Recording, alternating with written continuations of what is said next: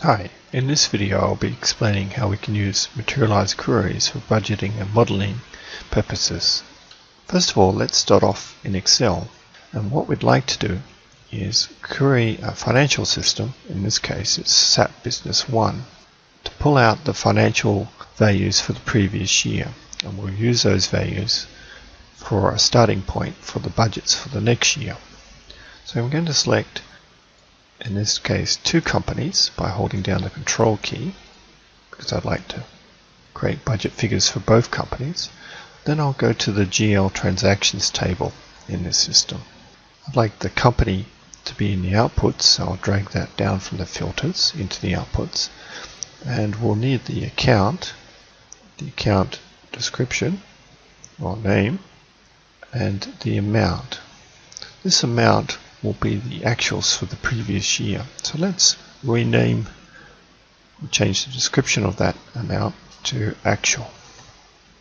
Next, we want to create the budgets for the next year, so I'll create an expression, and the expression will multiply the actuals for the previous year by 0.04, which will be 4% for inflation. This will be our starting point for the budgets. So just change the description on the expression and call it budget. I'll change the description on this column as well, just to make it look better. The next step is to change the period so that we only pick up the previous year's actuals. So I'll change those. I have a demonstration database, so I just need to go back in history a bit. And let's preview the data. You can see we've got the company, the account code, account name, the actual, and the budget. Next step, we'd like to write this back to Materialized Queries, enable the Materialized Query for Writeback so we can update just the budget column. Let's press OK, and we'll just adjust the columns of the table. Let's go back into Query Builder and right-click on the filter area and select Materialized Query. You can see here we've got a database that we prepared earlier, and we'll edit the tables and select New. You can see by default it's picked up the query that we were working on earlier. You can change these details, but this is exactly what we want for the Materialized Query. Because we'll be updating these budgets based on the company and the account code, let's just make sure that those two are indexed. So I'm just going into the sorting, and I'll say that the sorting will be on account company and account code. This will just help improve the performance if there are a lot of budget values. Let's press OK, and the Materialized Query will be created. Next step is to change the title. I'm going to call this Materialized Query Budgets 2014. Next step is to go to the table details. I need to change this so that the table is Writeback enabled. First one, go to the top node, which is the table details, and scroll down to the property called Allowed Table Writeback. Let's set this to true. Next step is to specify that there are two columns that make up the unique criteria for each row, and that is the company. So we'll select company, and we'll come to the is unique flag, and we'll say that has to be unique, and also the account code needs to be unique. So these two in combination make up a row. As I said earlier, we only just want to update the budget values. All the other values, we don't want the users entering information into them. So we'll come down to the property where it says read only. So we'll just set company to read only, and the account code, account name, and actual as well. So the user will only be able to update the budget. That's it for the property settings. Let's press OK now, and you can see we've got a new budgeting table, and we'll close these windows and come back to the spreadsheet.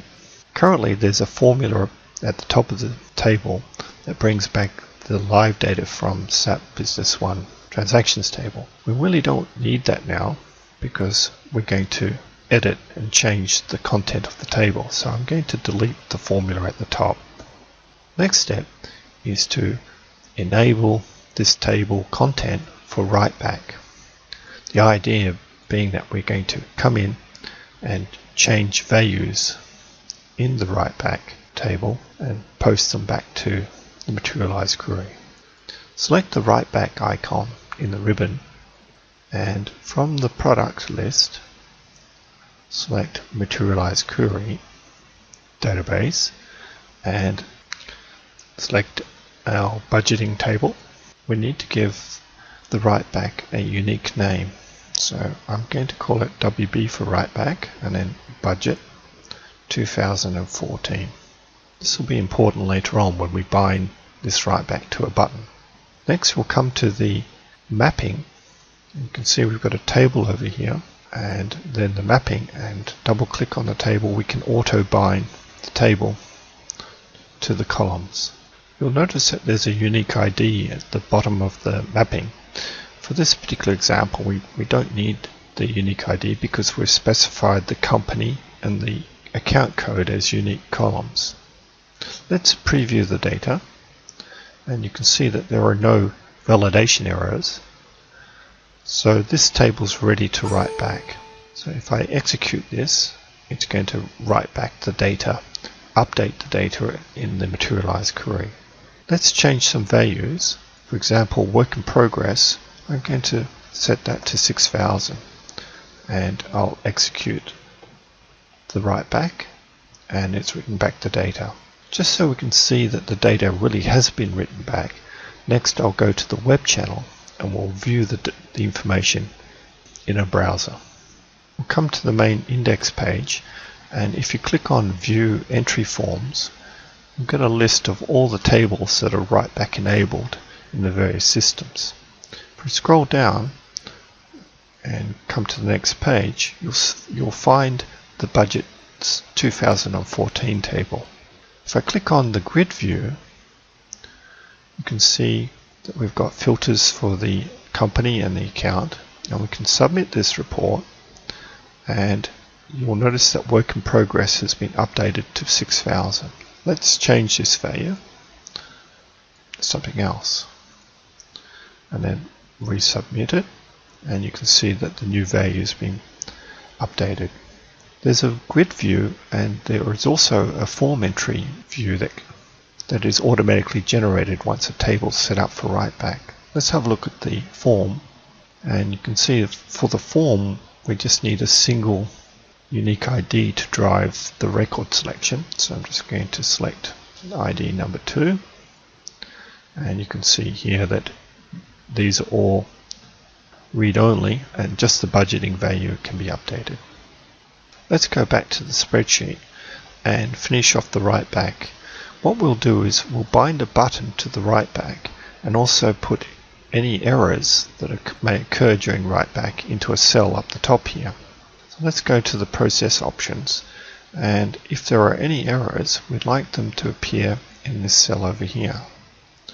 So I'll just double click on that and I'll make that cell a little bit bigger so we can see any errors and change the color. Now I'd like to create a button which the user will click on to kick off the update. Use the developer ribbon to insert a button onto the spreadsheet. For the macro name, let's enter in MD Writeback, which is one of the Sharperlight functions. Press OK, and now we have our button. We just need to edit the text and change that to post data. And here's the important step. If we select the button and come up to the button name, we need to change this button name to be the same name as the Writeback name, which was WB for Writeback, budget 2014. Now we've created the button, we can press it and you can see that the cell that we allocated to be the update cell will contain information about how many rows that have been written back. Let's come in and enter in some invalid information into one of the cells and click on the post, and you can see that it's telling us that F615 has invalid information. So we can correct that to something else and click on the button again, and you can see all the data is written back correctly. It's been a quick overview of using Materialized Queries for budgeting or modeling purposes. When using Materialized Queries for writebacks, there are some options that you should know about.